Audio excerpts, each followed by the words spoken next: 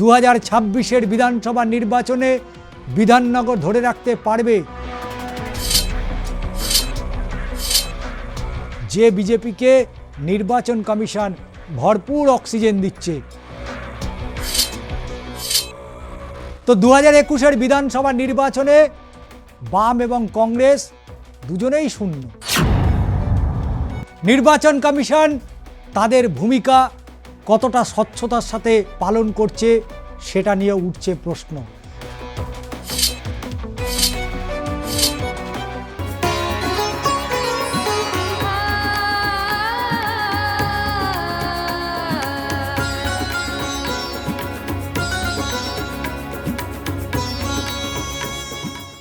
নমস্কার, আমি ষষ্ঠী চট্টোপাধ্যায়। শুরু করছি বাংলার মাটি, বাংলার ভোট। 294টি আসন ধরে ধরে আমরা বিশ্লেষণ করছি এই প্ল্যাটফর্মে। ইতিমধ্যেই আপনারা জানেন যে নির্বাচন কমিশনের পক্ষ থেকে তৃতীয় তালিকা প্রকাশ করেছে। তবে এই তৃতীয় তালিকা প্রকাশ করা নিয়ে অনেক ধোঁয়াশা, অনেক প্রশ্ন রেখে যাচ্ছে। নির্বাচন কমিশন তাদের ভূমিকা কতটা স্বচ্ছতার সাথে পালন করছে সেটা নিয়ে উঠছে প্রশ্ন। সাধারণ মানুষ তাদের গণতান্ত্রিক অধিকার প্রয়োগ করার ক্ষেত্রে বাধা হয়ে দাঁড়াচ্ছে কি নির্বাচন কমিশন? কারণ 294টি আসনে যেখানে যেখানে তৃণমূল কংগ্রেস দুর্বল হয়েছে সেখানেই কিন্তু এসআইআরের সবথেকে বেশি নাম বাদ পড়েছে এবং এই সুবিধা পাইয়ে দেওয়া হচ্ছে শুধুমাত্র বিজেপিকে।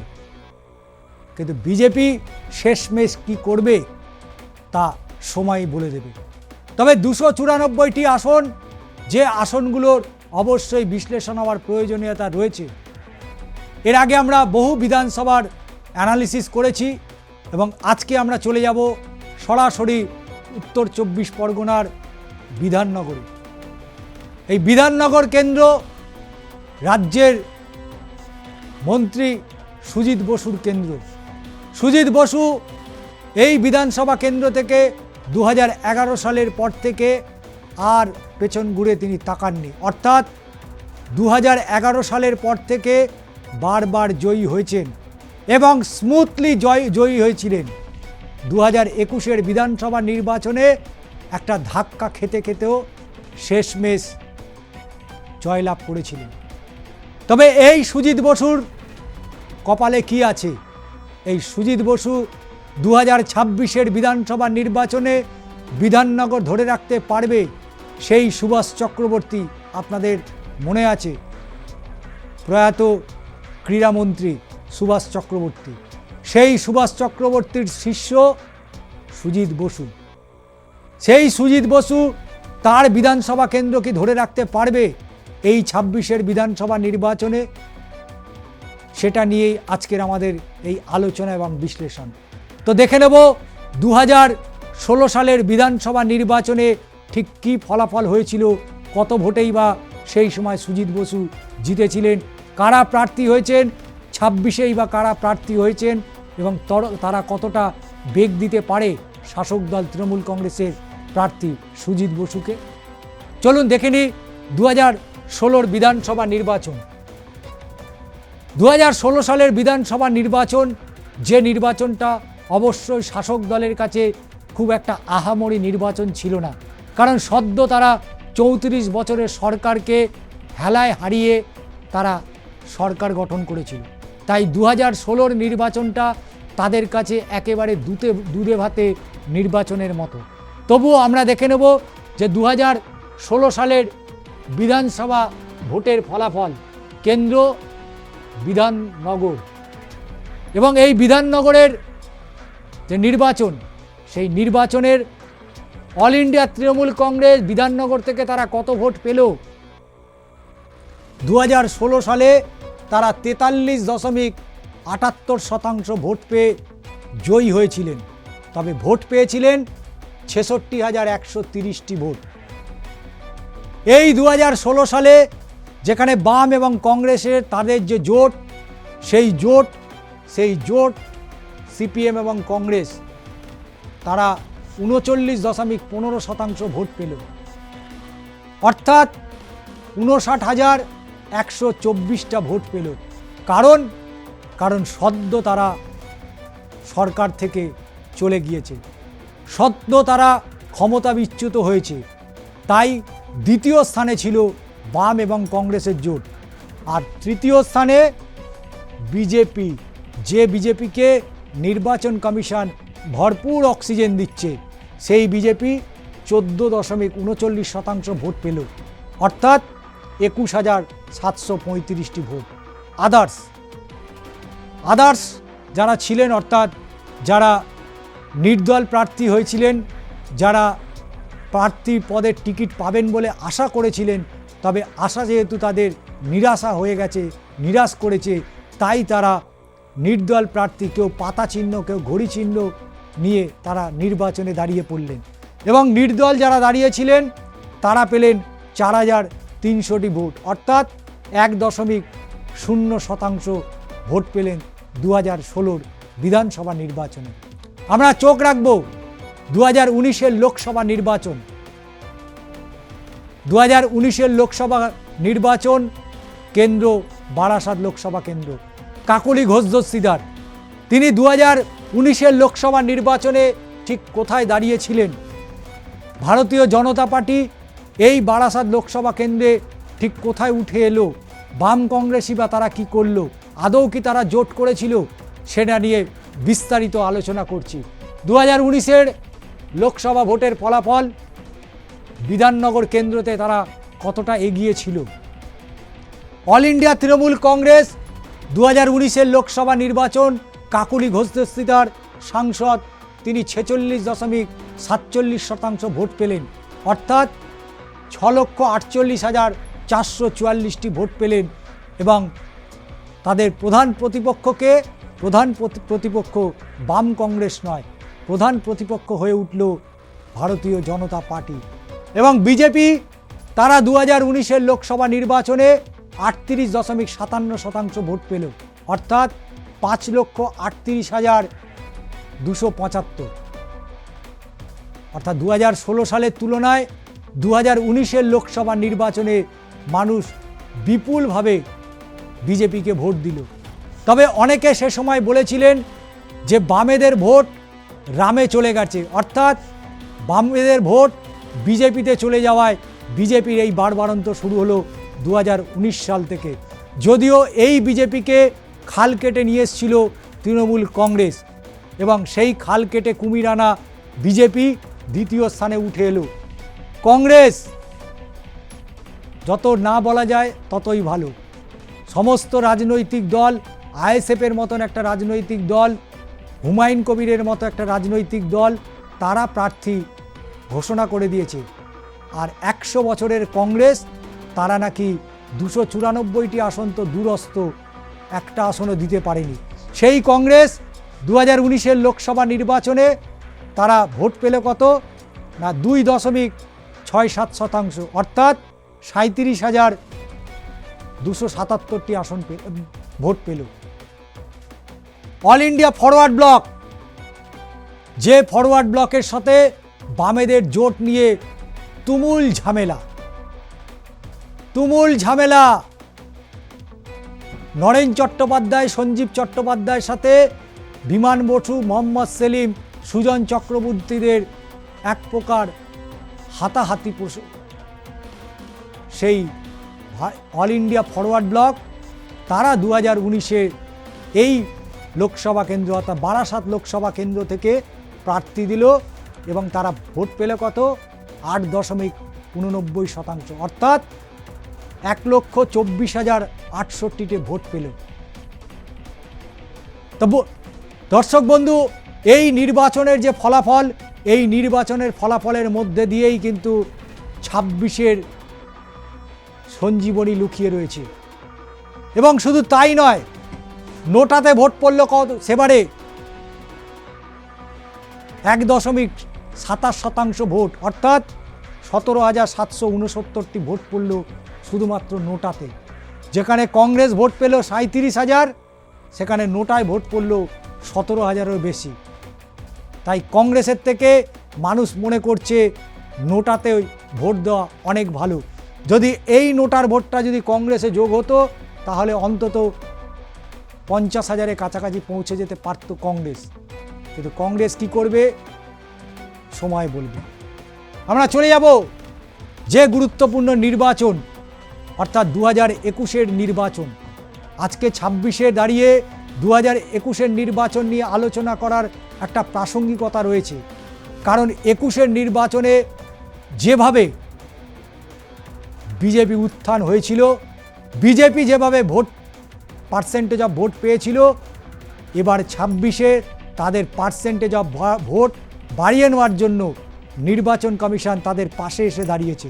তাই 21-এ অবশ্যই অল ইন্ডিয়া তৃণমূল কংগ্রেস, অর্থাৎ এখানে একটা বেশ ভালো লড়াই হয়েছিল এই বিজেপি এবং তৃণমূল কংগ্রেসের মধ্যে।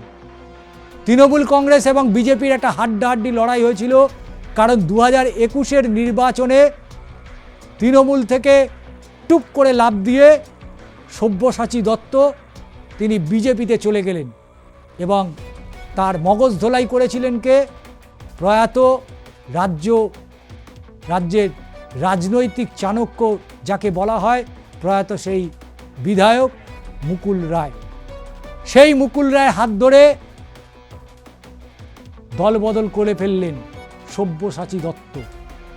সেই সব্যসাচী দত্ত একদা যখন তৃণমূল কংগ্রেসের এই বিধায়ক অর্থাৎ মন্ত্রী সুজিত বসুর সাথে সুমধুর বন্ধুত্বপূর্ণ সম্পর্ক থাকলেও মাঝে মধ্যেই তারা কিন্তু ঝামেলায় জড়িয়ে পড়ত।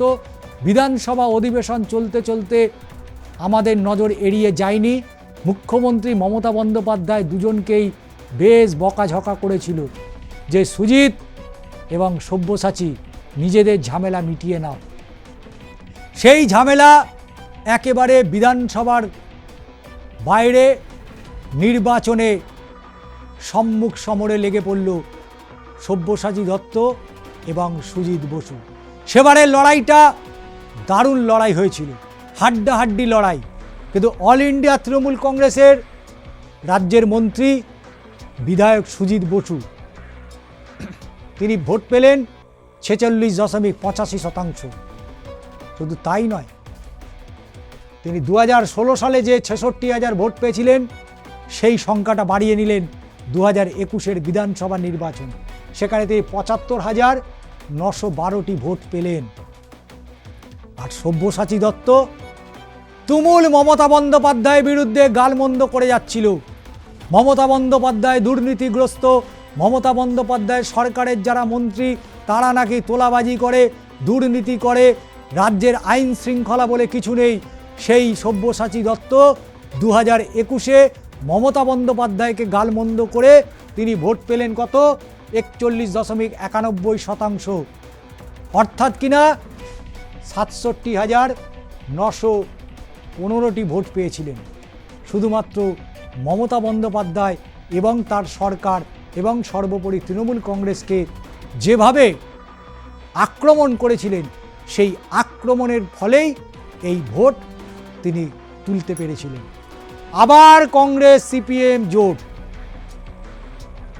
বাম কংগ্রেস আবার জোট করল, কারণ কংগ্রেস অস্তিত্ব হারাচ্ছে। আর বামেদের কথা না বলাই ভালো, 34 বছর রাজত্ব করার পরে তারা 2021-এ শূন্য, একেবারে গোল পেয়ে গেছে। অনেক সময় স্কুলে যারা দুষ্টু ছাত্র থাকে তাদের মাস্টারমশাইরা বলে না, কিরে তুই কত পেয়েছিস, বলতে একটু ইতস্তত বোধ করে, তারপরে মাথা নিচু করে বলে স্যার শূন্য পেয়েছি। তো 2021-এর বিধানসভা নির্বাচনে বাম এবং কংগ্রেস দুজনেই শূন্য। সেই বাম কংগ্রেস তারা ভোট পেল কত? 12,821টা ভোট, অর্থাৎ বিধাননগর বিধানসভা কেন্দ্র থেকে 2021-এ তারা ভোট পেল কত?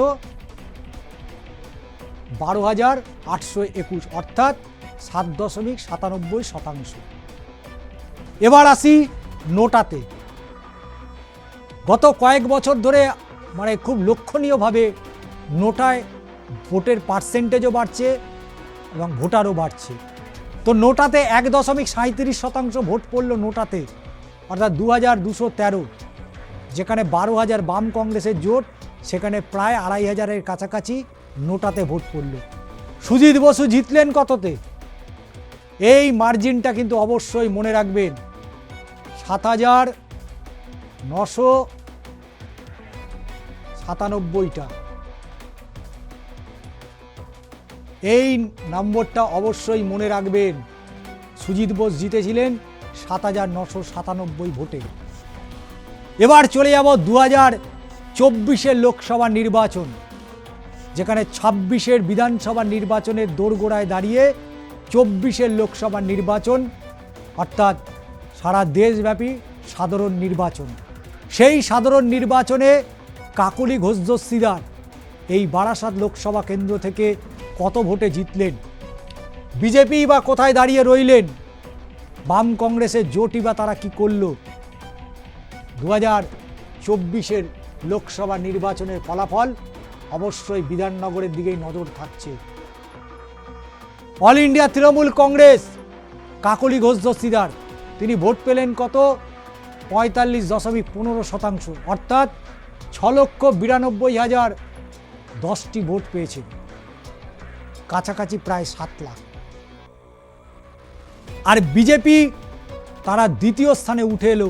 ওই যে বলেছি, ওদের উত্থান শুরু হয়েছে 2016 সালের বিধানসভা নির্বাচন থেকে, তারপরে 2019-এর লোকসভা নির্বাচন, তারপরে 2021-এর বিধানসভা নির্বাচন এবং সর্বোপরি 2024-এর লোকসভা নির্বাচন। সেই নির্বাচনে বিজেপি পেল কত? 37.70% ভোট পেল 2024-এর লোকসভা নির্বাচনে। প্রায় 5,77,823টি ভোট পেয়েছিল তারা, খুব কম নয়। প্রায় 7 লক্ষ যেখানে কাছাকাছি ভোট পেয়েছিল শাসক দল তৃণমূল কংগ্রেস, সেই জায়গায় 5,77,000। অর্থাৎ সেই সময় আইএসএফ তারা প্রার্থী দিল, ইন্ডিয়ান সেকুলার ফ্রন্ট, যা 2026-এর বিধানসভা নির্বাচনে আইএসএফ কিন্তু নির্বাচনে একটা যে দাগ তারা কাটবে, তার পরিষ্কার ইঙ্গিত ইতিমধ্যেই দিয়েছে তারা। সেই আইএসএফ, ইন্ডিয়ান সেকুলার ফ্রন্ট, তারা ভোট পেল 1,21,440টি ভোট। ভাবতে পারছেন? আর বামেরা কত পেল? বামেরা পেল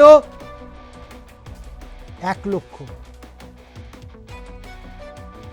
অর্থাৎ যেখানে আইএসএফ 7.91% ভোট পেল 2024-এর লোকসভা নির্বাচনে, সেখানে বামেরা ভোট পেল 6.52% ভোট। তাই মানুষ বামেদের বা কংগ্রেসের উপরে আস্থা রাখতে চাইছে না, কারণ বাম কংগ্রেসের জোট 1 লাখ ভোট পেলেও আইএসএফ কিন্তু 1 লাখের বেশি ভোট পেয়েছিল। অল ইন্ডিয়া ফরওয়ার্ড ব্লক সেখানে প্রার্থী দিল, তারা 1 লাখ ভোট পেল, অর্থাৎ 6.52%, যেখানে আইএসএফ 7.51% ভোট পেয়েছে, 91%। বুঝতে পারছেন? তাই বিধাননগরে সংখ্যালঘু ভোটারের সংখ্যা পার্সেন্টেজ অনুযায়ী কোথায় গিয়ে দাঁড়িয়েছে। তো অবশ্যই নোটাতে ভোট পড়েছিল 17,892, অর্থাৎ 1.71% নোটাতে ভোট পড়েছিল। 2024-এর লোকসভা নির্বাচন যে ভোটার তালিকা ধরে করা হয়েছিল, সেই ভোটার তালিকা সম্পূর্ণ পরিবর্তন হয়ে গেছে এবং নির্বাচনের কমিশনের যে ভূমিকা, সেই ভূমিকা নিয়ে প্রশ্ন উঠছে, একবার নয় বারংবার প্রশ্ন উঠছে যে তিনি কি নিরপেক্ষ, তিনি কি স্বচ্ছতার সাথে নির্বাচনে যেতে চান, না বাহুবলী নির্বাচন কমিশন হতে চলেছেন। কারণ পাড়ার মোড় হোক, মহল্লায় হোক, যেদিকেই তাকাবেন সেদিকেই ভারী বুটের শব্দ শুনতে পাবেন। আর এই ভারী বুটের শব্দের কথা বললেই সেই সময় আমরা অনেক ছোট। ভারতবর্ষের জরুরি অবস্থা, তৎকালীন মুখ্য প্রধানমন্ত্রী ইন্দিরা গান্ধী, সেই ভারী বুটের শব্দ, তারপরেই বাবরি মসজিদ ধ্বংস, তারপরে সে ভারী বুটের শব্দ এলাকা মহল্লায় দাপিয়ে বেড়াচ্ছে। আবার সেই দিন ঘুরে এলো এই 26-এর বিধানসভা নির্বাচনে কেন্দ্রীয় বাহিনী যে পরিমাণে দেওয়া হয়েছে অবাক করার মতো কেন্দ্রীয় বাহিনী দিয়েছে। তবে কতটা স্বচ্ছতার সাথে নির্বাচন হবে তার সময় তার উত্তর দেবে।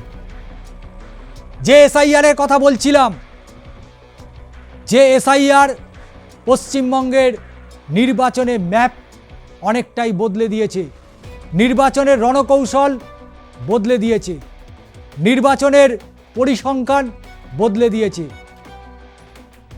কবে ঘি দিয়ে ভাত খেয়েছেন আর আজকে যদি গন্ধ শোকেন সে গন্ধ আর পাবেন? নির্বাচনের এই ভোটার তালিকা ঠিক তাই হয়েছে। এসআইআরে কি হলো? বিধাননগরে সুজিত বসু রাজ্যের মন্ত্রী, তিনি জয়ী হয়েছিলেন কত, যেটা তখন গোল করে আপনাদের দেখাচ্ছিলাম, ৭,৯৯৭ ভোটে জয়লাভ করেছিলেন 2021-এর বিধানসভা নির্বাচনে। সেই সুজিত বসুর বিধানসভা অর্থাৎ বিধাননগর, সেই বিধাননগরে এই 2025-এ 16ই ডিসেম্বর এসআইআরে বাদ পড়েছে কত? 36,089টা। ফিগারটা ভালো করে দেখুন। 16ই ডিসেম্বর প্রথম খসড়া তালিকা প্রকাশ করল কেন্দ্রীয় নির্বাচন কমিশন। 36,089 জনের নাম বাদ পড়ে গেল এই বিধাননগর বিধানসভা কেন্দ্র থেকে। তারপরে দ্বিতীয় খসড়া তালিকা, এসআইআর থেকে বাদ পড়েছেন 4,381টা। ভালো করে দেখুন দর্শক বন্ধু, ভালো করে দেখুন। বিধাননগরের মানুষকে বলবো এই বিশ্লেষণটা ভালো করে দেখুন। কোথাও কি মনে হচ্ছে এবার বিধাননগরে পালা বদলের সময় এসে গিয়েছে? এবার কি বিধাননগরের রং পরিবর্তনের সময় এসে গেছে? আর মানুষ সুজিত বোসকে মেনে নিতে পারছে না, কারণ সুজিত বসুর বিধানসভা কেন্দ্র থেকে যে সংখ্যায় এসআইআর থেকে নাম বাদ পড়েছে, তিনি যে 2021-এ যে ভোটে জিতেছিলেন তার 3 ডবল ভোটার লিস্ট থেকে নাম বাদ চলে গেছে। এবার তাহলে সুজিত বসু কি করবেন? কারণ ইতিমধ্যেই আপনারা জানেন যে সুজিত বসুর বিরুদ্ধে একের পর এক দুর্নীতির অভিযোগ এনেছে কেন্দ্রীয় তদন্তকারী সংস্থা ইডি। বারবার তার বাড়িতে ছাপা মেরেছে। তার বাড়ি, তার ছেলের, তার মেয়ের বাড়ি, সব জায়গায় তার অফিস, কোথাও বাদ দেয়নি। কিন্তু পেয়েছে কিছু? শূন্য পেয়েছে। দুর্নীতির প্রশ্নে সুজিত বসুর বাড়িতে কেন্দ্রীয় তদন্তকারী সংস্থা তারা ছাপা মেরেছে, যদিও সেটা অতীত নয়, আজও তাজা। এই একদিকে কেন্দ্রীয় তদন্তকারী সংস্থার চাপ, তার উপর এসআইআরের চাপ, কি করে সামাল দেবেন রাজ্যের অগ্নি নির্বাপন দপ্তরের মন্ত্রী সুজিত বসু? এবং তার সময়কালে আনন্দপুরের অগ্নিকাণ্ডের ঘটনা, লাস্ট যে আগুনটা লেগেছিল, কত মানুষের মৃত্যু হয়েছে। মানুষ কি এবার তাহলে বিধাননগরের রং বদলে দেবে? বিধাননগরে বিধায়ক পরিবর্তন হবে? কারণ 36,089 জনের নাম বাদ গেছে 16ই ডিসেম্বর যে এসআইআর খসড়া তালিকা প্রকাশ হলো। দ্বিতীয় তালিকা প্রকাশ হতে 4,338 জনের 81 জনের নাম বাদ গেল 28শে ফেব্রুয়ারি। তাহলে এসআইআর থেকে মোট বাদ পড়লেন কত? 40,470 জনের নাম বাদ চলে গেছে। Not a matter of joke. Sujit বসুর বিধানসভা কেন্দ্র থেকে অলরেডি 40,470 জন ভোটারের নাম বাদ চলে গেছে। তাহলে সুজিত বসু কি করবেন এখন? স্বেচ্ছায় ওয়াক ওভার দিয়ে দেবেন? যদিও গণতন্ত্রের লড়াই রয়েছে, নির্বাচনের লড়াই তো দিতে হয়, সেই লড়াইতে সুজিত বসু কি বেরোতে পারবেন? সুজিত বসু তিনি জবাব দিতে পারবেন যে তার বাড়িতে যে কেন্দ্রীয় তদন্তকারী সংস্থা এসছিল, তারা মূলত রাজনৈতিক স্বার্থ চরিতার্থ করার জন্য? সেই সুজিত বসু তিনি এই রকম জায়গায় দাঁড়িয়ে রয়েছেন। এসআইআরে সুজিত বসু যে ব্যবধানে জিতেছিলেন অর্থাৎ জয়লাভ করেছিলেন তার প্রাপ্ত ভোট থেকে 32,473 জনের নাম ইতিমধ্যেই হারিয়ে গেছে। অর্থাৎ এতগুলো নাম বেশি বাদ পড়ে গেছে। তিনি জিতেছিলেন কত? 7997, 7,997 ভোটে। অর্থাৎ এই 32,473 জনের নাম বাদ চলে গেছে। সুজিত বসু রাজ্যের মন্ত্রী, গুরুত্বপূর্ণ দপ্তরের মন্ত্রী, সেই সুজিত বসুর বিধানসভা কেন্দ্র থেকে এতগুলো নাম, মানুষের নাম বাদ গেছে। শ্রীভূমির যিনি সভাপতি সম্পাদক, শ্রীভূমির পুজো আপনারা দেখতে যান, সেই নাম করা শারদীয় উৎসবে একবার হলেও শ্রীভূমি স্পোর্টিং ক্লাবের আপনারা পুজো দেখতে যান। আর সেই শ্রীভূমি স্পোর্টিং ক্লাবের যিনি সর্বময় কর্তা সুজিত বসু, তিনি 32,473 ভোটে পিছিয়ে রয়েছে।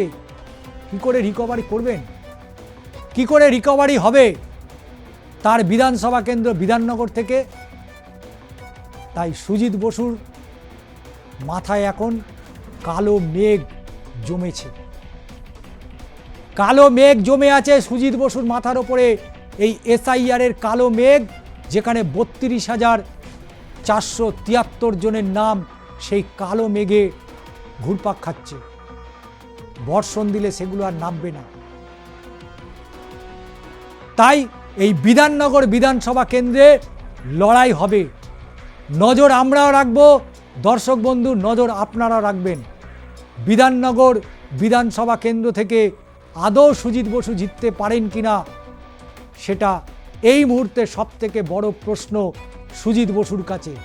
তিনি তার কেন্দ্র, তিনি তার মন্ত্রিত্ব রক্ষা করতে পারবেন? 4 মের দিকে আমরা তাকিয়ে থাকব। আমরা যে বিশ্লেষণ দিয়েছি ঠিক বা ভুল বিচার আপনারাই করবেন। তবে 2019, 2016, 2019, 2021, 2024 যে পরিসংখ্যান আমরা বিশ্লেষণ দিয়েছি এবং সর্বোপরি SIR-এ যে পরিসংখ্যান দিয়েছি, তাতে করে নিশ্চিতভাবে বলা যায় যে সুজিত বসু রাজ্যের মন্ত্রী, তার আসন ধরে রাখা কিন্তু বেশ কঠিন।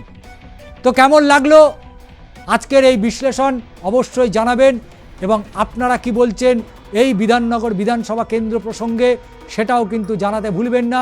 আবারও দেখা হচ্ছে 294 আসনের বিশ্লেষণ নিয়ে বাংলার মাটি, বাংলার ভোটে।